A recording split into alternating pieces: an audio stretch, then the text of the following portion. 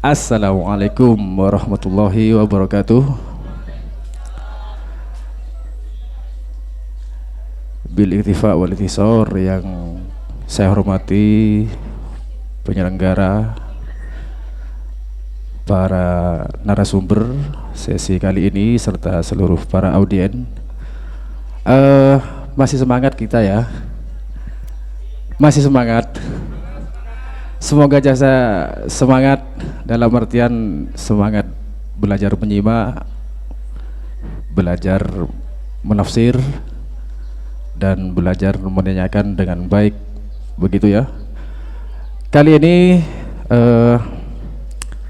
menarik, sesi kali ini akan mengetahui segala hal-hal kesastraan, dokumentasi kesastraan di Bangkalan menurut medsos yang sudah dipublikasikan bahwa pagar pernah dikonotasikan sebagai sebuah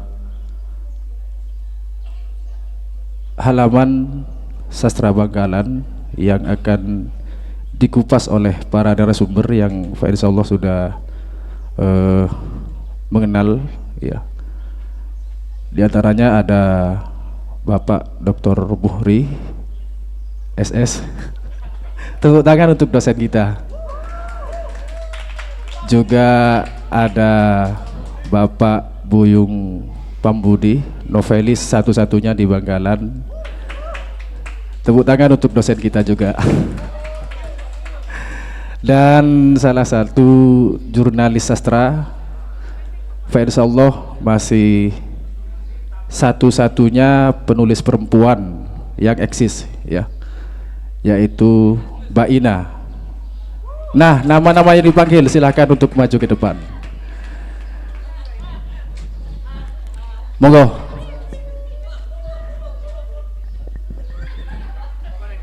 Selamat datang Mbak Ina, Dr. Buhri, dan Bapak Buyung. Baik teman-teman, kali ini sesi kita menarik ya, diskusi kita menarik. Mohon untuk disimak dengan baik. Sebagai pengantar, kita akan tahu segala hal-hal pernak-pernik kesastraan di Bangkalan, mulai dari sifat, bentuk, dan keindahan sastra di Bangkalan yang mungkin berbeda dengan daerah-daerah lain. Ada Bapak Dr. Buhri yang nantinya akan menjelaskan seputar dokumentasi kekaryaan baik dari profil penulis di Madura atau di Bangkalan pada khususnya. Jadi saya pikir Pak Buhri cocok sebagai jurnalis sastra, begitu ya. Jadi teman-teman kalau menulis jangan sampai tidak melapor ke Pak Buhri, biar ada dokumentasinya begitu. Ya, jadi jangan sampai menghilang penulis di Bangkalan, biar nanti dilacak oleh Pak Buhri kemudian dikenang oleh anak cucu kita. Kemudian Pak Buyung mungkin akan memberikan tips atau intrik penulis novel yang baik, mungkin akan diberikan begitu, atau akan mengupas bagaimana dimensi novel yang baik itu bagaimana. Kalau kita kenal dengan novelnya seperti apa Bukit Bayun itu begitu. Di salah satu novel Pak Buyung ini menceritakan bagaimana Pak Buyung dengan kesetiaannya pada keluarga sehingga ada frase Bukit Bayun. Seperti apa Bukit Bayun itu. Dan juga Mbak Ina yang tadi saya katakan satu-satunya penulis perempuan yang masih eksis, bukan satu-satunya ya, mungkin banyak penulis perempuan Madura, tetapi yang masih eksis sampai hari ini adalah Mbak Ina. Tepuk tangan untuk penulis perempuan Bangkalan. Kemudian kita akan membahas bagaimana keaktifan penulis Bangkalan yang sampai saat ini barangkali masih berkutat pada seputar sayembara, festival atau kurasi-kurasi lainnya. Yang terakhir itu ada Pak Rozeki yang kemarin lolos cerpennya di Jakarta. Kemudian yang kedua ada Mbak Ina kemarin lolos kurasi puisi tingkat Asia Tenggara. Tepuk tangan lagi untuk Mbak Ina. Nah, apakah penulis-penulis tunggal ini hari ini di Bangkalan sudah tidak ada? Barangkali akan dijelaskan oleh Dr. Muhri seperti apa hari ini di Bangkalan. Silakan, saya barangkali akan memulainya dari Mbak Ina.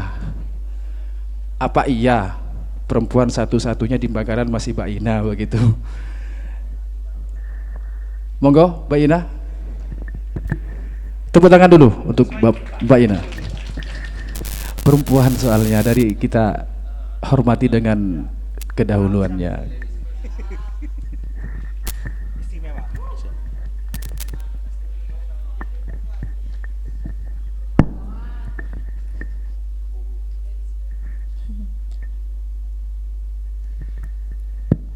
Assalamualaikum warahmatullahi wabarakatuh.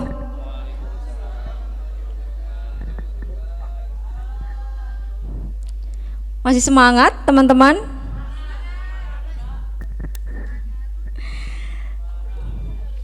Panas ya?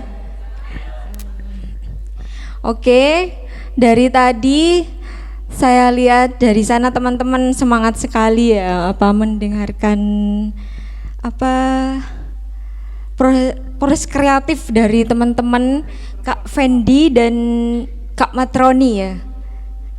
Ya. Lalu sekarang kita lanjut. Masih semangat untuk lanjut? Kita lanjut fokus ke sastra Bangkalan. Kalau tadi tentang sastra Sumenep ya pada umumnya. Kalau sekarang kami di sini akan mencoba untuk membincangkan sastra di Madura bagian barat, yaitu di Bangkalan. Walaupun sebenarnya saya asli Sumenep ya, tapi sudah 8 tahun saya di sini.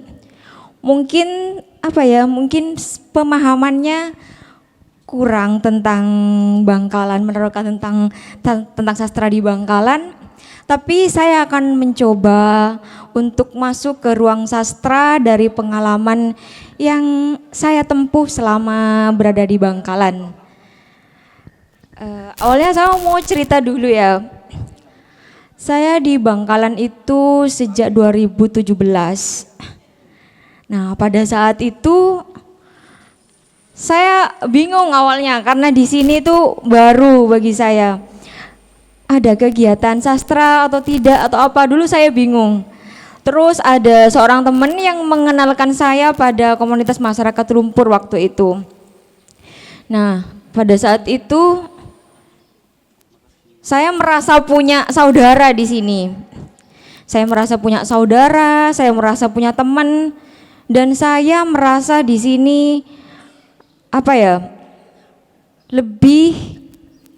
lebih hidup lagi untuk berkarya gitu. Yang awalnya vakum, dulu saya menyukai puisi, tapi semenjak fokus kerja di jurnalistik, khususnya di editor bahasa Jawa Posar Madura, saya fokus kerja.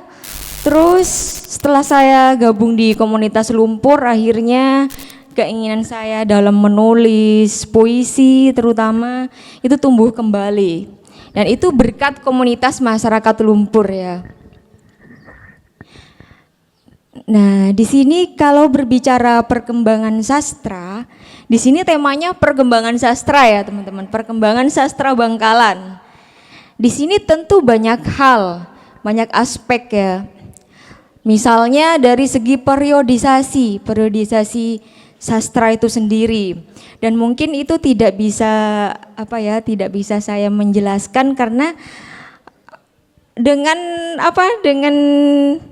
keberadaan saya yang mungkin masih bisa dinilai seumur jagung gitu, masih kurang. Jadi saya mau membahas perkembangan sastra itu dari segi publikasi mungkin, karena kebetulan saya bekerja di media. Jadi dan sastra itu setiap minggu di media kami di Jawa Pos Radar Madura itu memuat tentang sastra, ada esai, ada puisi, cerpen dan lain-lain. Jadi saya akan membahas dari publikasi media, kemudian komunitas. Komunitas di sini saya sangat penting bagi saya dalam hal kekaryaan. Karena kenapa di dalam komunitas, ya contohnya di komunitas masyarakat Lumpur ini, justru dari situlah tumbuh bibit-bibit penulis ya. Contohnya pada 2017 itu marak-maraknya teman-teman di Bangkalan itu berkarya. Pada 2017 apa adik-adik udah masuk STKIP ya 2017? Oh, masih SMA. Rata-rata semester berapa? Oh, jadi pada 2017 pada awal saya masuk di bergabung sama teman-teman komunitas Lumpur itu ada kegiatan besar, itu namanya Festival Puisi Bangkalan 2. Nah, di Festival Puisi Bangkalan 2 itu komunitas Lumpur mampu menghadirkan penulis Nusantara. Jadi banyak sekali penulis Indonesia yang hadir ke sini. Nah, itu dibingkai dalam antologi puisi. Lebih baik putih tulang daripada putih mata. Ya. Tahu artinya? Apa? Itu menunjukkan harga diri orang Madura ya. Nah, dari situ banyak sekali ternyata karya-karya teman-teman Bangkalan. Itu dibuktikan dengan adanya pameran karya waktu itu.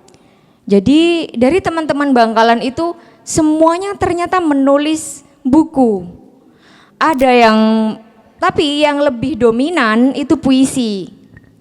Banyak sekali teman-teman, salah satunya karya Mas Jaya, yang judulnya apa Mas? Ya punya Mas Jaya, punya Pak Buyung juga.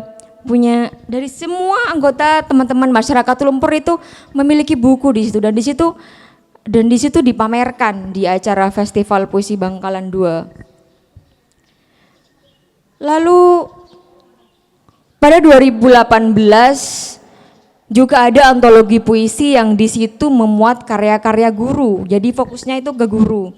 Kalau 2017 itu tentang penyair Nusantara. 2018 komunitas Lumpur itu memberikan kesempatan kepada guru semua guru yang ada di Bangkalan. Jadi menurut saya salah ya kalau ada pandangan bahwa Bangkalan itu tidak ada penulisnya gitu atau ada darurat penulis. Kalau kita teliti dari banyaknya buku, dari antologi buku itu dari tahun ke tahun tetap ada karya. Ada juga ini dari hal kekaryaan ya. Dari kekaryaan teman-teman Bangkalan ada juga kakak kelas kalian namanya Erdian Kunvila dan sampai sekarang dia juga masih aktif menulis. Yang bukunya itu Yang 2017 itu juga dipamerkan tentang kunang-kunang. Doa kunang-kunang, ya. Dan dari tahun ke tahun Dian itu juga lumayan eksis. Sekarang sudah menghasilkan 3 buku dengan penerbit berbeda. Selain Dian, ini di puisi ya. Selain di puisi teman-teman Bangkalan itu kalau saya mengamati itu juga aktif di pengaktoran di teater. Di teater tuh lumayan banyak sekali. Tadi ada Mas Barok itu juga nulis drama, nulis naskah drama. Di sini ada Pak Rozaki, ada Pak Helmi juga. Terus di drama, di novel ada Pak Buyung Pambudi. Kemudian juga jadi saya sangat tidak setuju kalau dikatakan bahwa Bangkalan itu minim penulis gitu. Karena kalau saya amati dari beberapa karya dari beberapa pelacakan ya, selain di media cetak, media online, teman-teman Bangkalan juga banyak menerbitkan buku ternyata. Ya ini Pak Budi novelis. Kemudian ada juga yang menerbitkan karyanya secara individu. Mungkin teman-teman tahu beliau itu punya pondok Rana Jemun Nahid, ada yang tahu? Judul bukunya Kaunain, itu novel. Itu baru terbit tahun lalu pada 2003.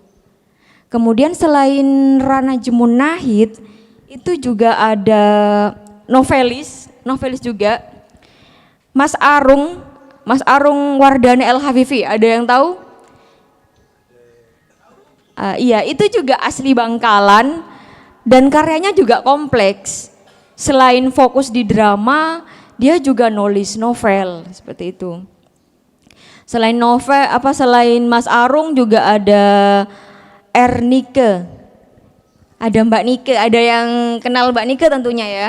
Yang biasanya Mbak Nike tuh ngelatih pantomim gitu di sekolah-sekolah. Mbak Nike sekarang aktif di Perempuan Ekspresif. Dan dia sekarang karyanya lebih ke pengaktoran tentang drama. Ya mungkin itu ya dari segi publikasi media.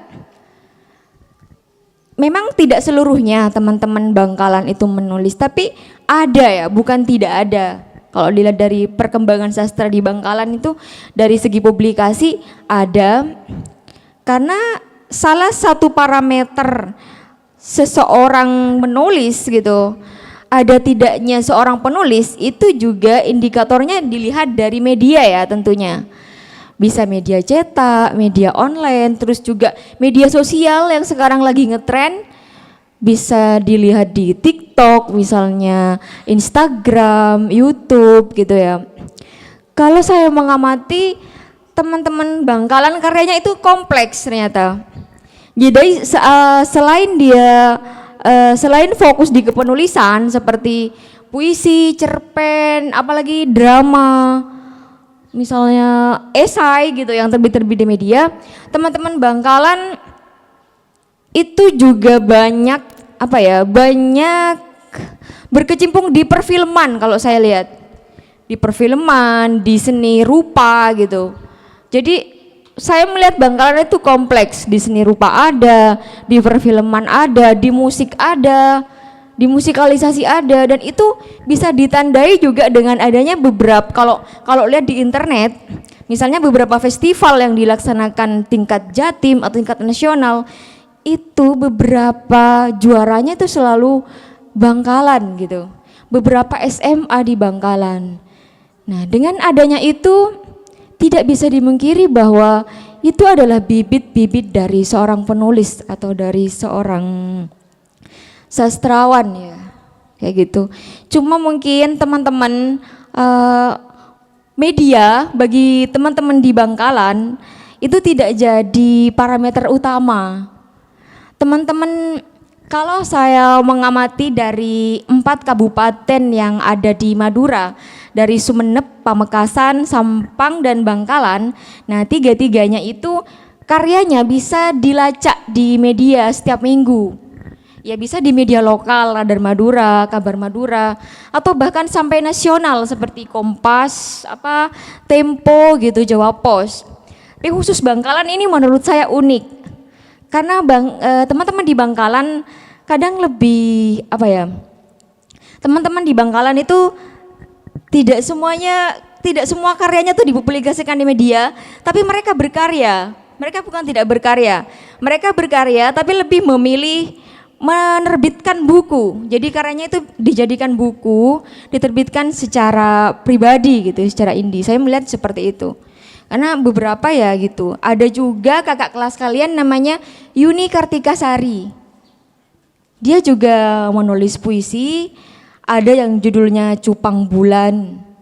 Itu juga alumnus STKIP PGRI Bangkalan. Jadi banyak ya Kalau dilihat dari komunitas itu dilihat dari media. Kalau dilihat dari komunitas, ternyata juga banyak komunitas sastra di Bangkalan. Ya, yang memang banyak diketahui ya memang komunitas masyarakat lumpur ya. Tapi selain lumpur itu, yaitu ada apa? Ada bawah arus, ada komunitas bawah arus, kemudian ada perempuan ekspresif yang itu fokusnya di perempuan, isu-isu perempuan. Di situ juga kompleks di perempuan ekspresif itu ada tari, ada seni drama dan juga ada sastranya gitu. Jadi kompleks sekali. Itu di luar kampus. Di dalam kampus pun banyak sekali ya. Banyak sekali juga komunitas gitu atau UKM yang berfokus di kepenulisan. Misalnya UKM Nanggala ya di UTM gitu.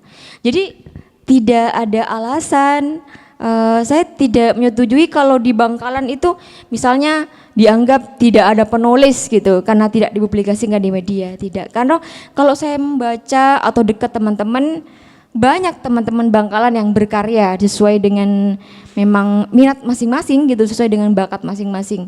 Dan itu tidak jadi masalah. Oke, mungkin itu saja ya pengamatan saya tentang sastra di Bangkalan.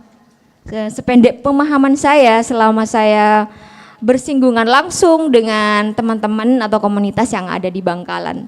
Mungkin lebih detailnya bisa dilanjutkan oleh Pak Buyung Pambudi. Terima kasih.